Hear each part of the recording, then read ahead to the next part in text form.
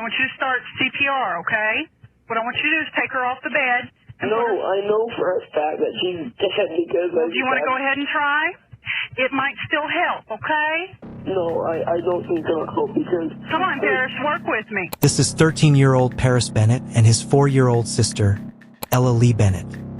He's refusing to perform CPR on his 4-year-old sister, Ella. The 911 operator pleads with him to try to save his sister's life. But the real reason he is not cooperating is because he's hiding the most disturbing secret that would shock you anytime you hear of it. But 5 hours before the 13-year-old called 911, the two siblings were each other's best friends. The big brother was always looking out for his little sister and protecting her with all of his love. The little girl looked up to her big brother and trusted him with all her heart. But on the night of February 4th, 2007, everything changed. And at 11:42 p.m., 911 received the most disturbing call from the big brother. Is she bleeding anywhere? Yes, she's bleeding all over the bed. As police and medical team rushed to their house, the 911 operator convinced the older brother to perform CPR on his sister. What I want you to do is I want you to put your hands on her chest, okay? And I want you to push 30 times. I want you to count. Okay. All the way to 30, and then blow 2 breaths in her mouth, okay? Okay. 1, 2, 3, 4, 5, 6. But the problem is Paris is shaking, crying, and lying to the operator.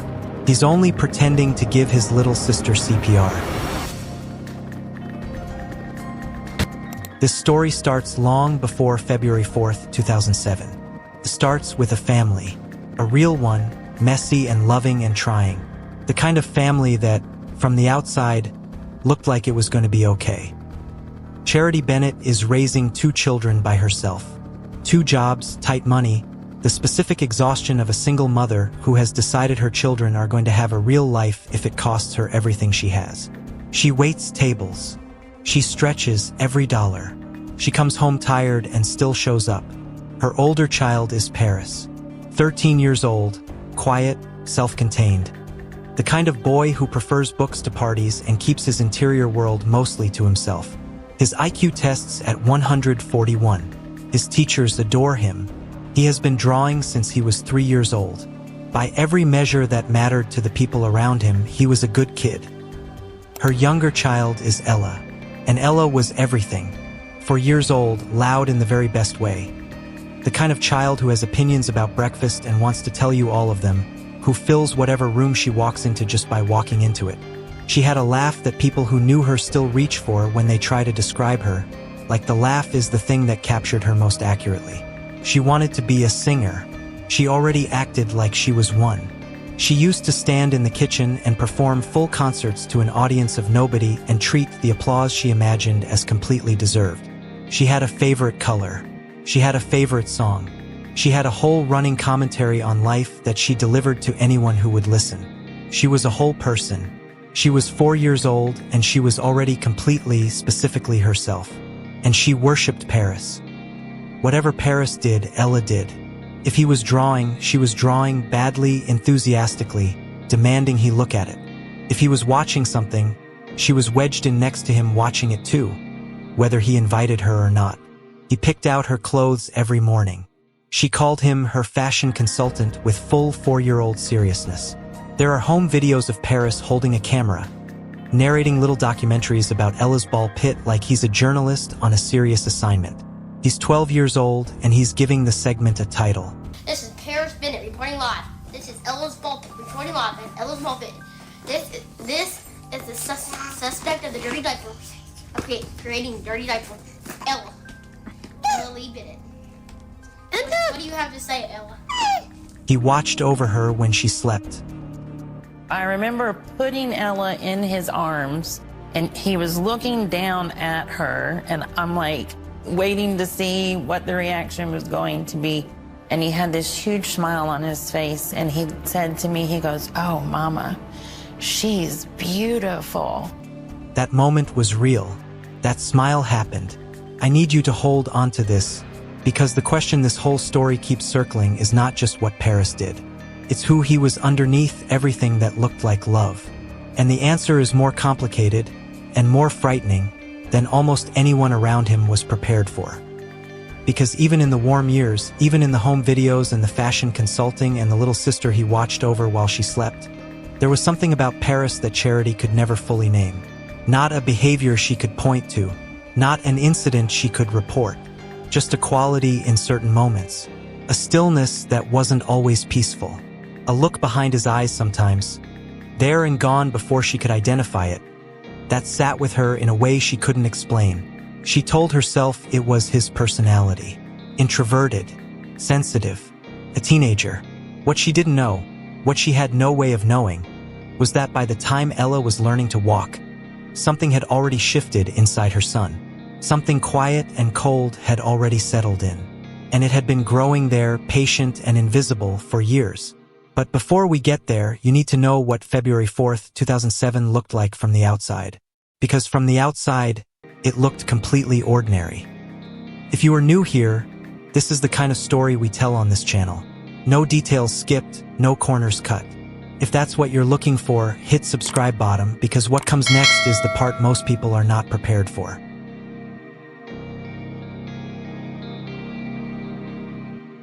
It was Super Bowl Sunday, the busiest shift of the year at the sports bar where Charity worked, wall-to-wall customers, from the moment the doors opened.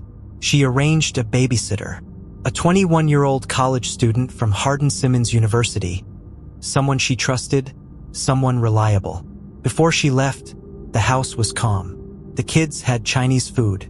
They watched something together on the couch, the two of them, the way they always did. Ella ran out of energy the way 4-year-olds do and went to bed. Paris settled in to do his homework. Charity kissed her children and went to work. She did not know that her son had been waiting for a night that looked exactly like this one. Around 10 o'clock, Paris pulled the babysitter aside. He told her their mother was coming home early. He said he was old enough that Ella was already asleep, that there was really no reason for her to stick around. He said it calmly, reasonably, the way a trustworthy, mature 13-year-old would say it. Both things were lies. Charity wasn't coming home early. And the word responsible was the last word that applied to what Paris was about to do. The babysitter picked up her things and left. The door closed. The house went quiet. Ella was asleep in her room, 4 years old, 30 pounds, the girl who performed concerts to imaginary audiences in the kitchen. The girl who made her brother pick out her clothes every morning because she trusted his opinion completely. She was asleep. She was safe as far as she knew her brother was there, but she had no idea. What I need to tell you now, I'm not going to rush past it, because rushing past it would be its own kind of injustice. The details are hard. They are supposed to be hard. Ella Bennett deserves for the full weight of what was done to her to exist in the room, not be edited down to something easier to hear. Paris walked into his sister's room. He beat her. He strangled her, and he stabbed her 17 times. 17. If you are watching this and Ella's name is sitting with you right now, go to the comments and type her name. Just Ella, nothing else. She deserves to have her name written down by every single person watching this. The girl who called him her fashion consultant, who followed him everywhere because she loved him and had never once been given a reason not to. Who was asleep when he came in, who never saw it coming, who trusted him with her whole small heart. 17 times. And this is the part that tells you everything you need to know about who Paris Bennett really was, because even after this, he did not panic. He didn't run. He didn't break down. He didn't do anything that looked like a 13-year-old boy who had just done something terrible and was overwhelmed by it. He went to the phone, and he called a friend from school. They talked for 6 minutes. About what? We don't know. The call was made. It lasted 6 minutes. And then Paris hung up and he dialed 911. And what followed was one of the most deliberate performances you will ever hear on an emergency call. He cried. His voice cracked. He sounded like a child who had just found his sister and didn't know what to do. The operator asked him to try CPR and he resisted, and she had to beg him to try. Abilene 911. Hello? Abilene 911, go ahead. I accidentally killed somebody. You think you killed somebody? No, I know I did. My sister. Okay, where's your sister now? She's in the bed. Is she breathing? No, I looked. I feel so messed up. Okay, calm down, okay? I want you to stay on the phone with me, okay? Mm-hmm. Now, what's your sister's name? Her name is Ella Bennett. How old is Ella? 4. She's 4 years old? How old are you? 13. Is she bleeding anywhere? Yes, she's bleeding all over the bed. Because I stabbed her. What did you stab her with? A knife. Okay, where'd you stab her? Lots of places. I woke up and I was hallucinating. You were hallucinating? Yes, and I thought my sister was a demon and I killed her. I want you to start CPR, okay? What I want you to do is take her off the bed. No, I know for a fact that she's dead because Well, do you want to go ahead and try? It might still help, okay? No, I don't think it'll help because... Come on, Paris, work with me. I know I stabbed her lots of times. Okay. Paris, Yes? take her off the bed and put her on the floor. Okay, hold on. Please don't hang up. I'm not hanging up on you. I thought she was a demon. Okay. Okay, she's on the floor, but I can't stay here because she's all bloody and Paris, stuff. what I want you to do is I want you to put your hands on her chest, okay? And I want you to push 30 times. I want you to count. Okay. All the way to 30, and then blow 2 breaths in her mouth, okay? Okay. 1, 2, 3, 4, 5, 6, 7, 8, 9, 10, 11, 12. Paris? Paris?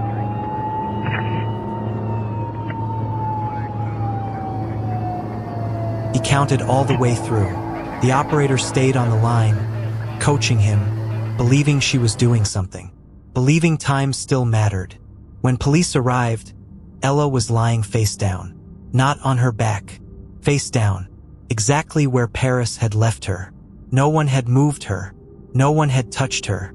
The compressions, the crying, the counted breaths, all of it had been a performance for the phone.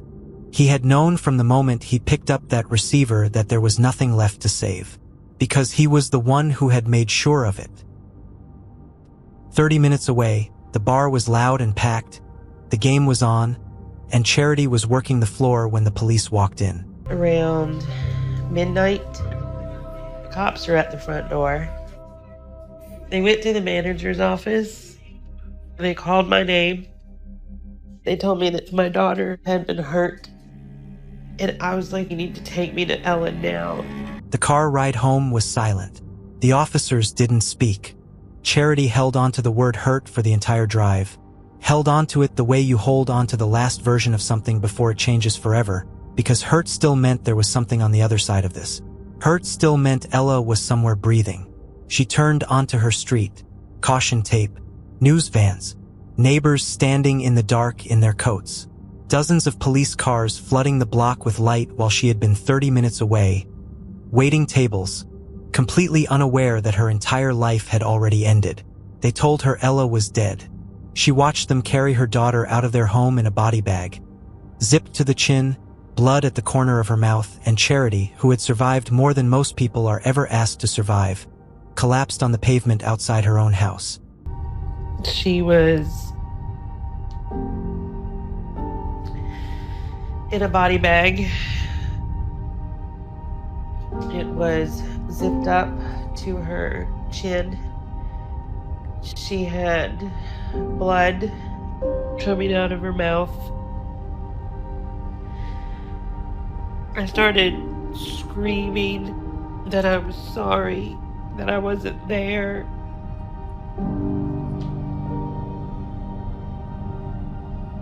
They took her away. And then I just remember just collapsing. Someone told her Paris was at the police station, alive, waiting for her, and for one single moment, just one, something in her chest loosened. One of her children was still here. She was going to see him. She was going to hold him. She walked into that room. She crossed to her son. She put her arms around him and held on and cried. Desperate and grateful and destroyed all at once. Paris stood there, arms at his sides, still, like he was waiting for a scene to finish. And when I saw him, the only thing I felt was so happy to see my child. Because he was the only one left. I started hugging him and just cried forever. And then I realized at some point that he wasn't hugging me back. And that's when everything stopped making sense. She told herself shock. She told herself trauma.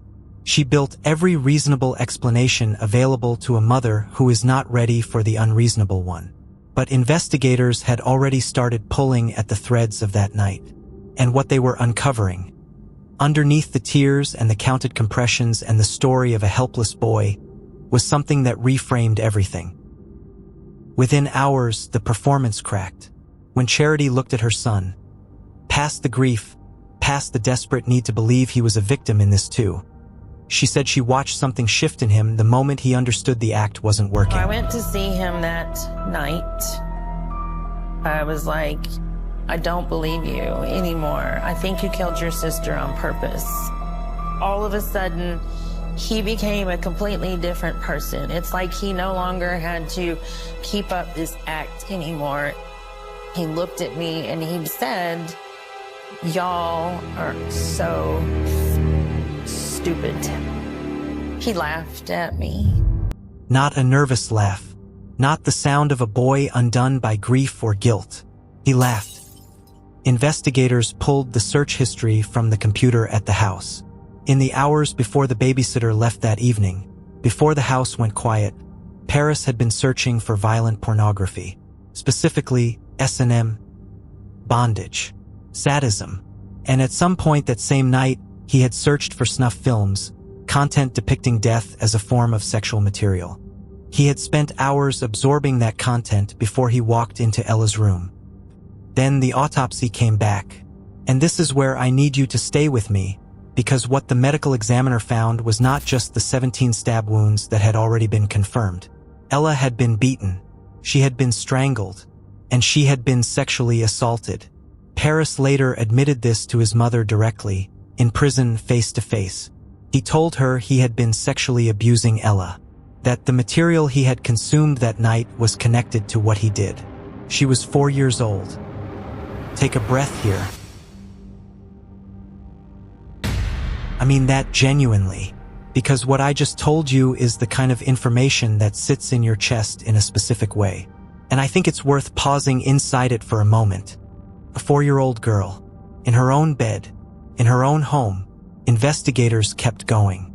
They found home videos from inside the family house, footage taken years before the murder. In one clip, Paris makes threatening gestures toward his sister. In another, his voice on camera says something that stops you completely when you hear it in the context of everything now known. Kill Charity's children. Mom, what's your least favorite word? My what? Your least favorite word. Or students. I don't know. Kill Charity's children? He said it out loud, in his own home, on camera, years before he did it, like a thought he had been carrying so long it had stopped feeling like a secret. And then there was the hospital file. Sometime before the murder, Charity had noticed things in Paris she couldn't name, behavior that sat wrong, a darkness she couldn't locate. So she did what a responsible, attentive mother does. She admitted him to a psychiatric facility called Red River Hospital for a full evaluation. She stayed in close contact with the doctors that week. She pushed for answers. She asked the hard questions. They discharged him after 7 days. They handed her basic paperwork. They told her he was fine. She believed them because they were the professionals, because they had clinical access to her son in ways she didn't. Because when a doctor hands you paper that says your child is fine, what do? You take your child home. She took him home, to the house where Ella lived. What she didn't know, what she wouldn't find out until more than a year after Ella was murdered, when the complete Red River file was finally entered into Paris's court record, was what the doctors had actually written inside it. Obsessed with shooting and killing, homicidal and suicidal ideation. Written down, in clinical language, on official paper, by the people Charity had trusted with her son's mind, folded into a file, and never shared. I want to stop here because I know what question is forming. I've heard it everywhere this case is discussed. People ask it like the answer is obvious. How did she not know? How do you miss something like that? Charity Lee had a degree in family development psychology. She had rebuilt her life from nothing. She noticed something wrong with her son and took him to a hospital. She sat with doctors and asked for answers. The hospital had the answers, written down, documented, and they looked at a mother asking hard questions about her child and told her he was fine. The next time Charity got real information about what lived inside her son's mind, she was sitting in a courtroom, reading a file, with her daughter already in the ground. That is not a failure of motherhood. That is a psychiatric facility that documented a child's homicidal ideation and discharged him into a home with a 4-year-old girl and said nothing. Ella Bennett is dead in part because of what that hospital chose not to say. Let that sit. And if this kind of story, the kind where systems fail and nobody is held accountable and a little girl pays the price, if that makes you feel the way it makes me feel, subscribe, because this channel exists specifically to make sure these stories are not forgotten. And there are more of them, too many more. During proceedings, Paris was formally evaluated. He met the clinical criteria for psychopathic traits, documented, diagnosed. He has since stated, without any particular weight in his voice, that he has had homicidal ideation for as long as he can remember, since childhood. He said it the way you'd mention a hobby. I want to know what you are thinking right now. Go to the comments. Tell me the one word that describes how you feel at this point in the story. One word. I read every single one. But none of it. Not the search history, not the autopsy, not the hospital file, not the home video. None of it fully answered the question that sits at the center of this whole story. Why Ella? Why her specifically? Why the person who loved him the most? Why the 4-year-old who had never done a single thing to him? Why his sister? Paris answered that question himself, on camera, directly, in 2019. And I have been holding that answer back since the beginning of this video because you needed everything else first. You needed to know Ella. You needed to understand what Charity survived. You needed to feel the full weight of this family before you heard what Paris said about it. Now you're ready.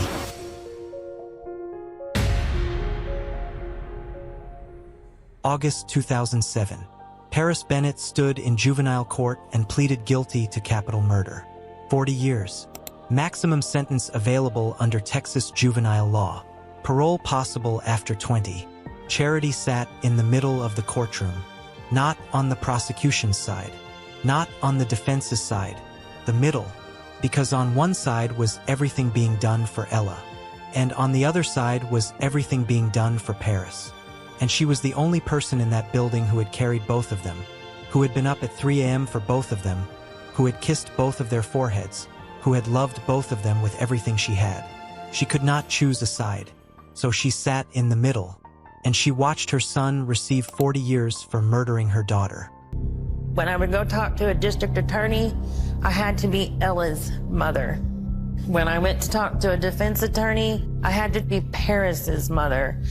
And if I tried to put Paris and Ella together in my brain, I really got close to insanity. In 2019, journalist Piers Morgan sat down with Paris Bennett, then 25 years old, behind reinforced glass in a secure room, armed guards on either side. At some point, Morgan asked the question the whole story had been building toward. Why Ella? Paris didn't hesitate. His voice was calm. His hands were still. There was no tremor, no catch, nothing that looked like the weight of what he was describing touched him in any way. For many, many years, there was just this hot, flaming ball of wrath in the pit of my stomach, and it was directed at my mother. And one of the reasons why I chose to kill my sister and not someone else is because I knew that by doing so, I could hurt my mother in the worst possible way. Because I had always known as a child that the most devastating thing to my mother would be the loss of one of her children. And I found a way to take away both her children in one fell swoop. Both children, one fell swoop. He said it like he was describing a decision he had thought through carefully and still believed was logical. Behind reinforced glass, with armed guards, 25 years old. No remorse, no weight, just the clean, flat architecture of a plan he had made and carried out and was now explaining. There is one more thing about this family that doesn't take long to tell, but it lands differently once you've heard everything else. Charity grew up in a home that violence had already visited long before she was old enough to understand what violence was. Her father was murdered when she was 6, shot multiple times in his own home in Georgia, execution style. Her mother was tried for allegedly arranging the killing. She was acquitted. The case was never solved. Charity grew up being taunted about it. She grew up absorbing it, carrying it, trying to outrun it. She spent her entire adult life trying to make sure her children never had to carry something like that. Grandmother allegedly kills grandfather. Grandson kills granddaughter. Charity is the generation in the middle, the one who survived everything and was never given the chance to be anything other than the person standing when everyone else was gone. She didn't inherit wealth or stability from that family history. She inherited grief, and she tried, with everything she had, to turn it into something else. And then February 4th, 2007 came anyway. After the trial, Charity kept showing up for Paris. She kept visiting. She stayed long after most people thought she should have walked away, because she was still his mother, and she had promised herself she would love him in a way that didn't require excusing what he'd done. At one point, sat in the middle because I can't choose sides. They're both my children. During one of those prison visits, Paris slammed a table into her hard enough to pin her to the wall. She couldn't breathe. She looked at her son across that table and she stayed, because she had made a promise to herself about what kind of mother she was going to be. Even now, even here, even for him, she stayed for 14 years. In 2021, she found out that Paris, from inside prison, had formed a connection with a woman on bond 2 hours from where Charity lived. The woman was facing charges related to planning a mass shooting. She stopped visiting. She stopped writing. After 14 years of sitting in the middle, she finally stepped out of it. Nobody who knows this story fully can blame her for that. Charity Lee has spent years making sure Ella's story is told. This channel is part of that. If you believe her daughter's name deserves to be known, subscribe. Takes 2 seconds. And every subscriber is one more person who knows Ella Bennett existed. Today, Charity Lee is building something quieter. She works with a small private school in Fort Worth. She is on their board. She is finishing a book expected out in 2027. She has a son named Phoenix, born after the murder, named deliberately, because she needed a word that meant something was still possible. She is still standing. After 3 generations of violence moving through this family like weather, she is still standing, still choosing, still building. But 2027 is not only the year her book comes out. February 2027 is the first date Paris Bennett is eligible for parole. He will be 33 years old. The professionals who have evaluated him have not offered optimistic assessments about his rehabilitation. Charity has been told directly that she and Phoenix are considered at risk once he is released. She has said she will likely have to move, change her location, quietly disappear when that day comes. If parole is denied, the next possible release date is February 2047. Either way, Paris Bennett will eventually walk out of a building and into the world. That day is coming. It may be months away.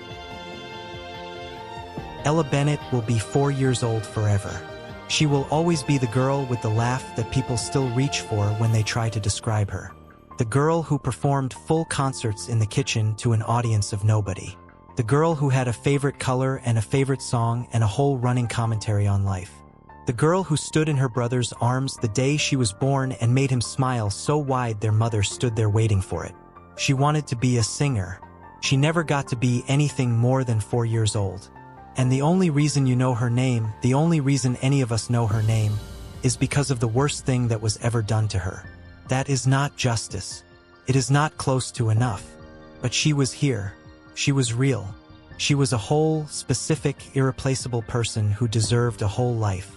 And if this story stays with you, if Ella stays with you, carry her name forward. Not his, not the case number, not the diagnosis. Hers. Ella. Before you go, the comments are open. Write Ella's name. Write what you think about the parole date coming in February 2027. Write whatever this story left in you. I will be there reading. And if you want to make sure you never miss a story like this one, subscribe, the bell too, because the next one is coming. And it is just as important as this one.